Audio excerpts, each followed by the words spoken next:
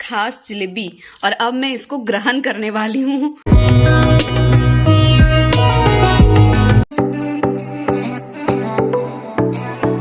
नई रोशनी, नई आस और एक नया उमंग लेके हो गई है आज दिन की शुरुआत। आज दिन भी बहुत खास है।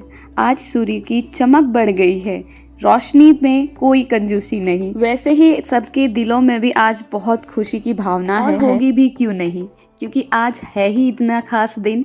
आज है महाशिवरात्रि का दिन। जी हाँ, तो उसके लिए मैं भी तैयारियां कर रही हूँ। मुझे करनी है पूजा। तो सबसे पहले भगवान जी के आसन के लिए मैं सफाई कर रही हूँ, पोछा लगा रही हूँ। उसके बाद भगवान जी की पूजा करूँगी। थाल मैंने सजा रखी थी पहले और आज शिव जी का सबसे प्रिय बेलपत्र वो ना चढ़ाऊं तो ऐसा तो कभी हो ही नहीं सकता। हमारे शिव जी इतने भोले भाले हैं ही कि उनको बस बेलपत्र से ही आप खुश कर सकते हो। उन्हें और कुछ भी नहीं चाहिए, बस भक्त की अपनी चाह होती है, ये चढ़ाऊं वो चढ़ाऊं। जैसे हम अपने भगवान जी की आस्था रखते हैं, उसी तरह भगवान जी भी हमारे आस्था को बनाए रखते हैं कि भक्त को जो मन है वो करो।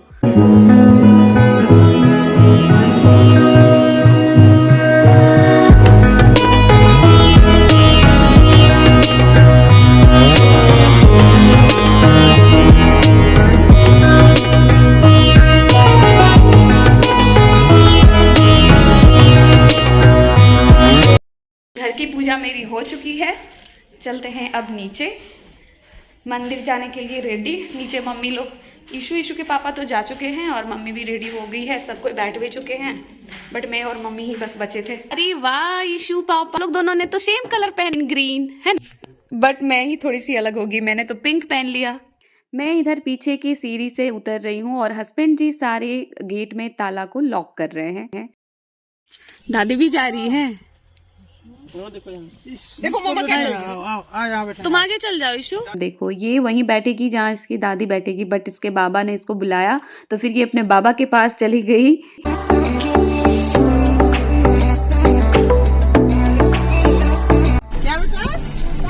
जहाँ पे लेडीज हो वहाँ पे गप्पे ना हो ऐसा तो कभी हो नहीं सकता। तो छोटी मोटी गप्पे करते करते हमारा मंदिर भी आ गया।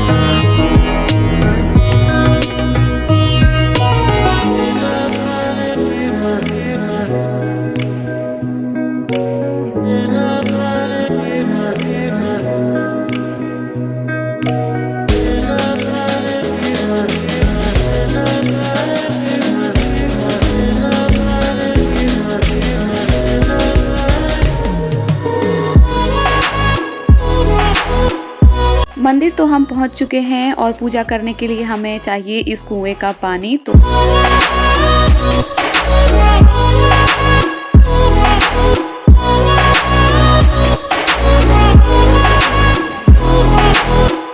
मंदिर में बहुत भीड़ थी, मतलब हम जब आए थे उतनी भीड़ नहीं दिख रही थी, लेकिन जैसे ये मंदिर के प्रांगण घुसे उसके बाद तो भीड़ भाई साहब बहुत ज़्यादा बढ़ने लगी थी धीरे धीरे। और ये रहा शिव जी का मंदिर। यहाँ पे मम्मी चंदन लेने गई है।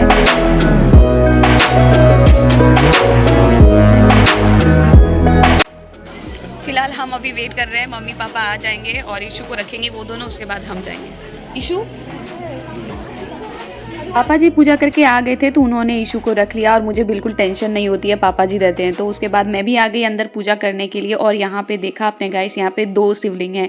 इस मंदिर की सबसे बड़ी खासियत ही यही है कि यहाँ पे 2 शिवलिंग है। तो हमने जल्दी से पूजा करा, फिर बाहर भी आ गए क्योंकि बहुत भीड़ बढ़ती जा रही थी। जितना अंदर रहो उतना ज़्यादा भीड़ और जमा होने लगती थी।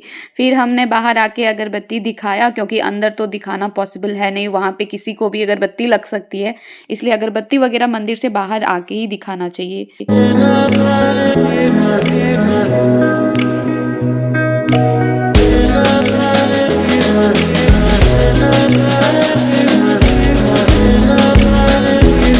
हमारे भोले बाबा शिव जी की पूजा हो गई थी। फिर हम आ चुके हैं अपनी माता रानी के दरबार यानी कि माँ पार्वती के पास। माता की पूजा करनी है और यहाँ पे भी बहुत भीड़ हो रखी है, जैसे कि आप लोग देख सकते हो।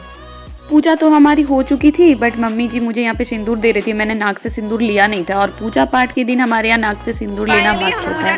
आ चुके हैं मंदिर से बाहर और बहुत भीड़, मतलब हम जब आए थे उस टाइम थोड़ी सी कम भीड़ थी, लेकिन अब धीरे धीरे बहुत ज़्यादा भीड़ बढ़ गई। और इस मेले की शिवरात्रि की सबसे खास चीज़ ये फलहार वाली जलेबी, मतलब इसका इंतज़ार, या फिर ये कह लो कि इसी के वजह से मैंने बचपन से ही शिवरात्रि का फास्टिंग रखना स्टार्ट कर दिया था कि मुझे जलेबी खाने को मिलेगी।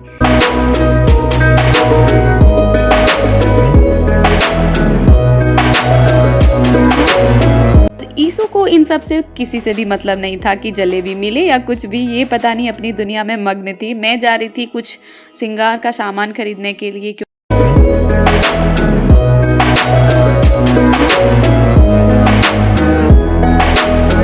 फाइनली पूजा पाठ खरीदना वगैरह सब चीज़ हो गया है हमारा। हम चल पड़े हैं अब घर जल्दी से, क्योंकि पेट पूजा भी करनी बाकी है।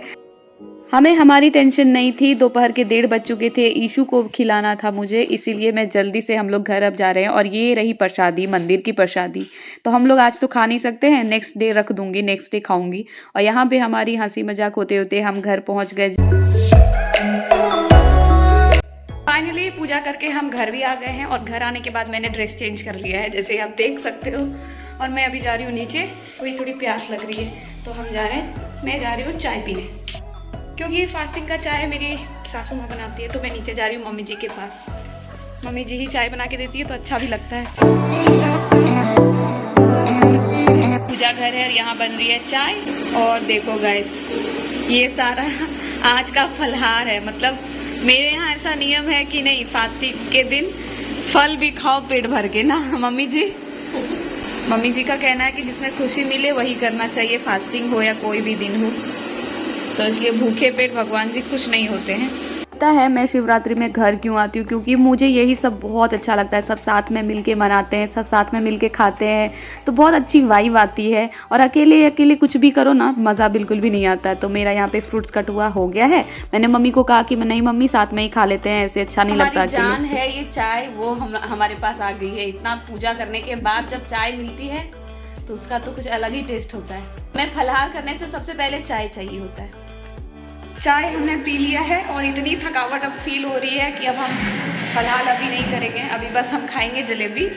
तो यहाँ मैडम छुप के बैठी है, ये देखो कितने अच्छे लग रहे हैं ना, वाह। आ रही है जलेबी और मैं भी जा रही हूँ लेके। ये है खास जलेबी और अब मैं इसको ग्रहण करने वाली हूँ।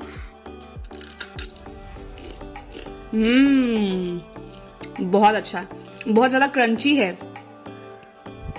शाम हो रही थी, आरती का टाइम हो रखा था, तो मम्मी जा रही है भगवान जी को आरती देने के लिए। ईशु के पापा जा रहे हैं बाहर और मैं जा रही हूँ अपने रूम। बाय।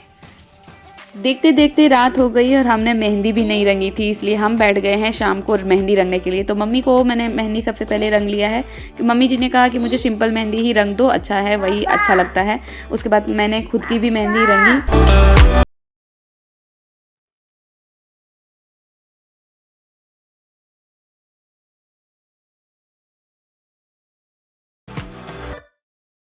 मम्मी जी की मेहंदी रंग ली है मैंने। उसके बाद सामने टीवी में दे रहा था ये मूवी, पता नहीं मास्टर जी नाम की मूवी थी और बहुत एपिक मूवी थी, बहुत अच्छी मुझे लग रही थी। मैंने पूरी फिल्म देख के मैं वहाँ से हटी हूँ, इतनी अच्छी मूवी, आप लोग जरूर देखना। उसके बाद मेरी मेहंदी भी रंग चुकी है, मूवी भी खत्म हो चुकी थी लगभग और मेरी मेहंदी भी हो ही गई है। एक हाथ में बाकी है, इसको ये सूख जाएगी, उसके बाद फिर मैं दूसरे हाथ में रंगूंगी। गाइस रात के बज चुके हैं 10। हमारी ईशु मैडम देखो, मैंने मेहंदी रंगी तो ये भी मैडम शुरू हो गई। क्या कर रही हो ईशु? मेहंदी रंगना है?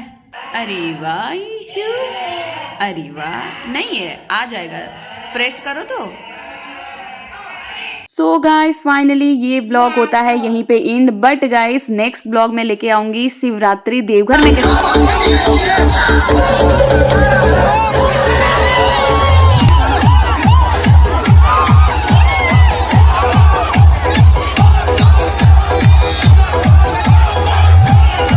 इसी के साथ इस ब्लॉग को होता है यहीं पे and, but guys next blog में बहुत स्पेशल लाने वाली हूँ ब्लॉग, क्योंकि उसमें मैं दिखाने वाली हूँ कि देवघर में बारात कैसे निकलती है, शिव बारात, कितने भीड़ होते हैं, कितने सेलिब्रिटीज इस बार आए थे, बहुत सेलिब्रिटीज भी आए थे और बहुत धूमधाम से शिव बारात निकली है।